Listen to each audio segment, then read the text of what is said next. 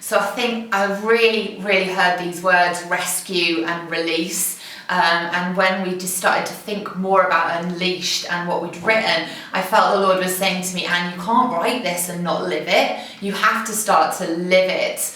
And so I was going, okay, Lord, I want to look like the Acts Church today. How do we do that?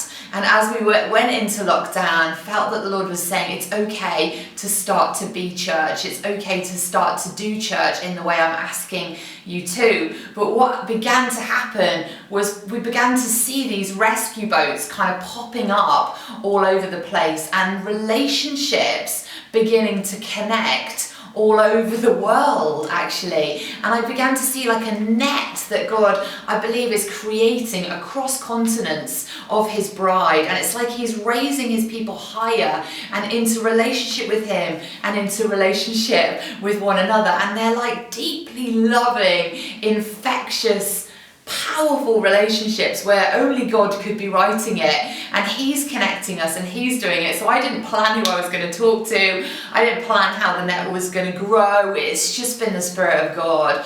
And actually this rescue release is about that. I'd seen like a net that we were hauling into the rescue boat of fish, and then we were releasing the fish back out again. And I think that God is wanting to unleash his bride from being stuck in a situation where they can't be who they're called to be, where they're not mobilized as missionaries, where they're not able to make disciples, where they've been caught in consumerism, caught in a Western worldview, caught in fear, limited by comfort, all these things. And that the Lord is saying, I want to unleash them from chains. I want to unleash you, Anne, from chains so that you can be rescued yourself, but also rescue others. And I think really with Unleashed, it's about seeing people rescued into all that God's calling them to be.